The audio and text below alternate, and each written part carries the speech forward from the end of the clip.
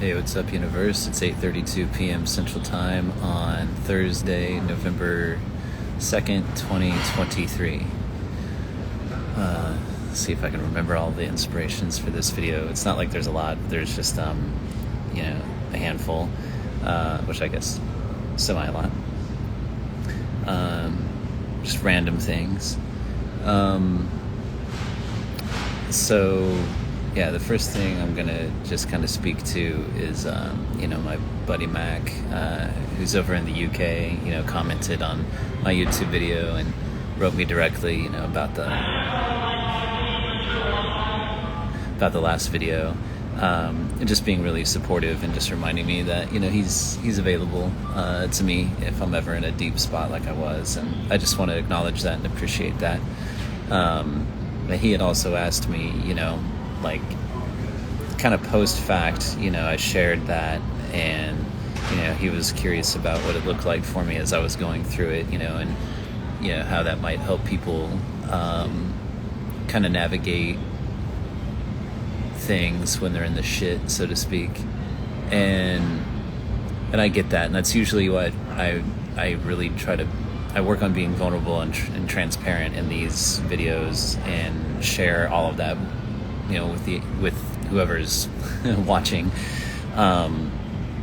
simply for that reason, simply because it's a human thing. Like, I feel like we all have our shit and we all navigate it, and so instead of just using social media as a, hey, this is the awesome part of my life, I use it as a transparent window into, hey, this is also the shitty stuff. I do have a video or two of when I was during that time. I did, I don't know if y'all remember me mentioning briefly, it was in passing, that I did record, I believe I mentioned anyway, personal journals during that time, one or two of them, that I didn't post because, and I don't know if I will post them, just because I did want to record something and have it. It just was a really private thing, you know what I mean? It still feels that way.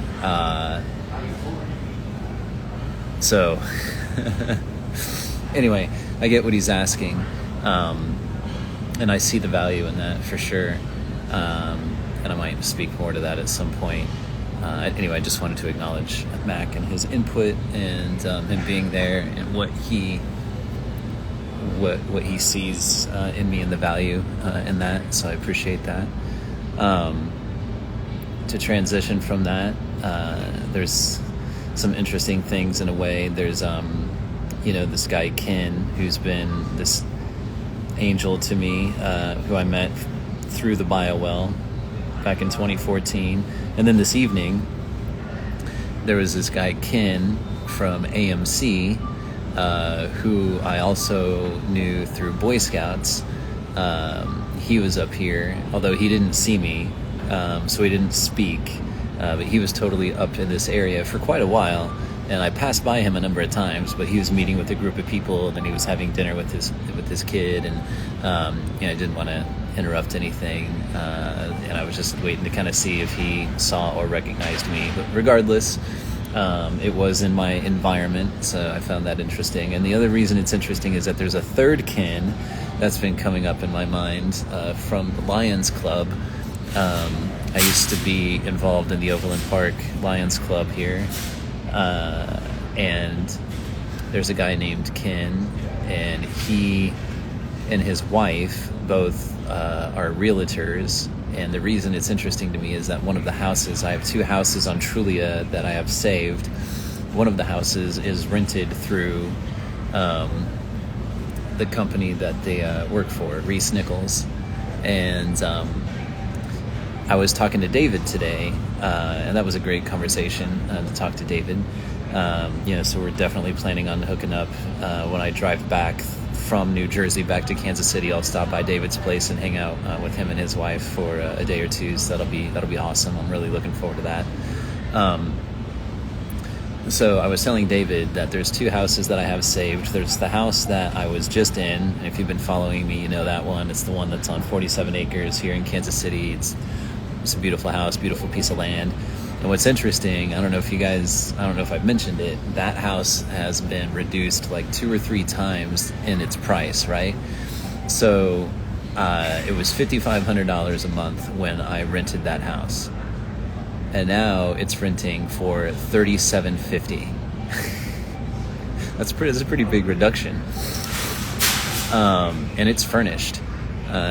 So that's on my list because it's still available. Like it's always been available since I left. So I find that curious. And it's that address that I've continued to use on everything that I've needed to have an address for, anything that I've done paperwork-wise. It's my last known address is the one that the post office has on file because I haven't done a change of address because there's nothing for me to change it to. So I've just continued to use it. So that's interesting. And then the second house that I have saved is a house that is not furnished. It's the one that's rented through Reese Nichols, that third kin that I was just talking about. And it's right down the street, actually from here, and not far. It's within walking distance to the school, and it's like $2,300 a month, and all the utilities are included in that one. I feel like that's like a pretty sweet deal too, and I won't have to worry about like utility companies or setting all that up, or worrying about my credit or anything like that. Which, by the way, I feel like I can get cleaned up. I believe there's processes around that too. I just haven't pursued that. Anyway, back to the point. I am unsure exactly which one feels most right. I kind of feel like the house that is unfurnished is the one that I'm supposed to kind of graduate into. Almost in the sense because there is nothing in it. Like I have so little, physical things. And to move into a house that has nothing, I feel like it's like I'm meant to just kind of reestablish myself from super basic levels with a lot more intentionality, and just start growing from there. But we'll see. I'm unsure. So anyway, the 3 kins were interesting to me. So that was a little update on that. I replied back. The HR woman here sent me a link to the employee handbook because I was like, hey, I'd like to review the policies, just so I can see what might be causing you guys not to accept my W-8BEN. And so she sent me the link to the employee handbook, and I searched all through that, and I couldn't find anything regarding taxes, like political affiliation, like residential like restrictions or political affiliation restrictions, anything regarding like foreign status, like any of the terms that I could search. There was nothing. There was a lot of stuff regarding taxes, but it was about like the 401k and like tax benefits and like all of that kind of thing, but nothing related to anything that I'm doing. So I'm like, all right, well, it's not in the employee handbook. There's nothing in here that is giving me any idea as to why you would not be accepting my W-8BEN. So I wrote a response back, and I sent that to her this evening. She's out of office for the next 3 days, so it'll be Monday, November 6th, that at the earliest that I would hear anything back, potentially. So that's out there. Let's see. I heard from Ken today, so I believe I'll be getting the scope of work tomorrow, maybe Saturday. I'm not sure. I think probably tomorrow sometime. So that's in play. So that's good. And I guess honestly that kind of just leads me into the next thing that I'm thinking of, that I've entertained. I've just been curious about it throughout the day. Is that I've told my story now that things are starting to materialize. Ken is mailing me the phone, the scope of work is coming, the car, this kind of a thing.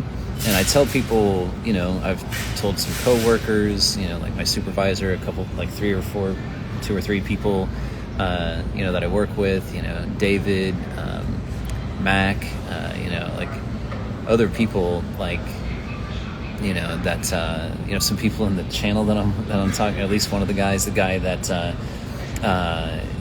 turned me on to the process for the dot number, because he's like, oh, that's cool, you're getting a car. He's like, I'm glad things are working out for you. So what I'm getting at is that there's these people that when I tell my story, they're very supportive and they're happy and they're excited for me, and I can tell that. And then what's just kind of, I guess, in a way humoring is that, like, my family, right? My sisters, my mom, like anybody else, like they are suspiciously quiet. Like they can raise all sorts of hell when I am making choices that I think cause a lot of like cognitive dissonance for them, and they can sound the alarms when they disagree, and they can call things out that they think are bad or that they have a lot of judgment around, but they are nowhere to be found when there's things to celebrate. They're nowhere to be found. And know them by their fruits, I guess. So I don't know, like I'm not hurt by it. It's just, it's extremely telling. It's extremely telling. So, but I've known this for a long time. It's an energetic thing, and I'm highly sensitive, and I know energy, and I can read people, and I've known things for a really long time, so it's no surprise to me. But I'm going to call you out on it. Nowhere to be found. So I guess that's a little funny. Anyway, I mean, so there's that. I'm grateful for the weather. I'm going to shift it. The weather's been cooperating and been nice. I actually got some good sleep last night, which was great. And it looks like the weather's going to be cooperating maybe until I head out to New Jersey. So I'm grateful for that. And what else here? Trying to think if there's anything else really to go on about. Yeah, my mind's just going back to the conversation that I had with David. That was a good talk. It's interesting that I feel like he's actually got some things that he wants to connect with that I'd like to connect with. He was speaking about how there's not a lot of male kind of influence in his life as far as like other men to hang out with. And that's something when I came back that I was looking to reconnect with. There's a couple guys here, but it just doesn't ever seem to happen. So it's interesting, men having their own community, is a thing. It's necessary. And when I did, when I divorced, when I went through the divorce with Angela, the Mankind Project, that was an interesting men's community. Men's communities are weird in a way because there's something always political, it seems, that kind of manifests in that. There's some type of like power struggles and kind of weird shit that happens. Like I've seen it a couple of times, and it's just kind of, it's bizarre in a way. Like it's too much ego, where it's like, look, like let's get beyond that, because that's not what it's about. Yet at the same time, like it's definitely men supporting men and men connecting with men is a thing, And when I spoke with this guy Mike here about communities, we didn't talk about that. But that's definitely, that plays right into it, honestly. So I'm not sure why that's coming up, other than I can connect with that desire and that idea. And honestly, I personally feel like it's a bit of a need. So So there's that. Yeah, I don't necessarily have too much else. I'm just trying to think if there's any other little thing that I was going to be like, oh yeah, this. But I don't have anything. So,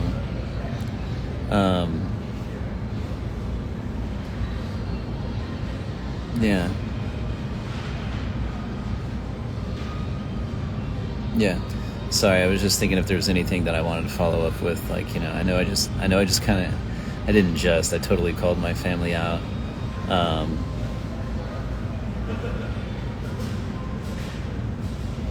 Yeah. I'm just checking in with myself with the energy that I have around that and how do I feel about it. I don't feel edgy about it. I don't feel sad or hurt or angry or anything like that. It is intentional though to bring it, like, to call it out, because the proof is in the pudding, you know what I mean? Yeah. I don't know. That's all I'll probably say about it, just because, like, there's nothing else to do. I don't have any expectations. I don't have, like, attachments to outcomes. I just felt like it was necessary to call out, and just, that's all I need to do. I've done it.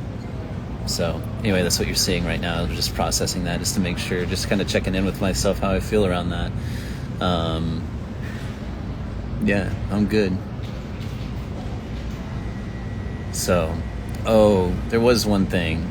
Yeah, this is it. And it goes into what I was just talking about. And it is a response to, like, my sister, Lisa, where, she, in that one message where I kind of felt like it was a bit backhanded and passive-aggressive, where she said something about, like, offering me help would have suggested that I needed help, and seems like I've got this. And honestly, it reminded me of a couple of things. One, it reminded me of when I was going through a divorce with Angela, and she wasn't making it easy for me to find a place to live, right? Which is fine, because it was my choice to leave, right? She's like, you're the one that wants the divorce, so figure it out. And so, you know what? Every single time I'm put in a position like that, guess what happens? I figure it out. And so I just want to call that out. Like, you can go ahead and try to paint me into a corner, but I'm always going to win. I'm always going to win. Whatever. You're not going to get me down. I'm going to win. So I'll figure it out. And I do have this. And the other thing is that, so I just kind of feel like, one, just speaking to that, like, that's a pretty shit energy to have towards somebody. You know what I mean? Like, you're almost hoping they fucking lose. That's crazy. And then second, like, the other part of that message was,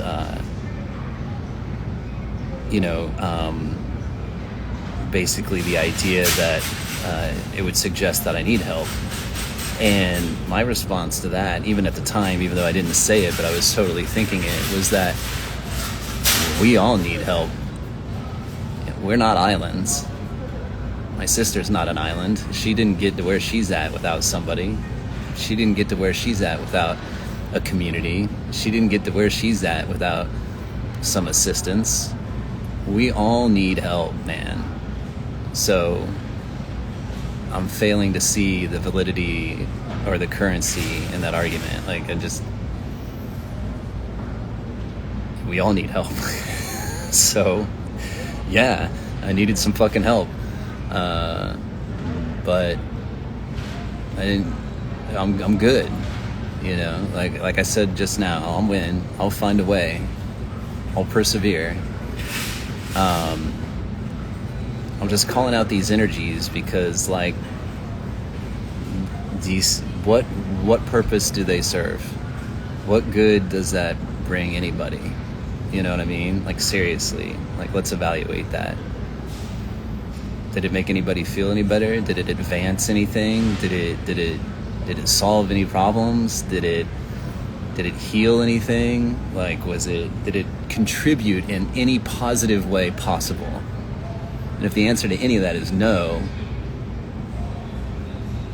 this is why I evaluate the things that I evaluate. This is why I evaluate myself. That's why I called myself out in the other video about the energy that I had. It was not advancing anything. It didn't serve any positive purpose. It was biting. It was a little passive aggressive. Like, it had a little edge to it. Like, it served no positive purpose. And so I called myself out on it, man. That's some of my shit. I'm going to own it and call myself out on it. You know, I'm not saying, like, I'm not saying people shouldn't have these things. I'm not saying it's quote unquote bad or good, right or wrong. I'm not fucking judging it. I'm just saying, like, you know, let's take a look at it. That's all. All right. And I think I'm done. I'm gonna be done. All right, guys. Well, I appreciate you being here, and thanks for journeying with me. Thanks for giving me some time and some space. Like I said to David, you know, I really appreciate people that listen and journey with me, because I know time is a precious thing. And yeah, I just really am grateful for those that journey with me. So I love you guys. Talk to you later. Bye.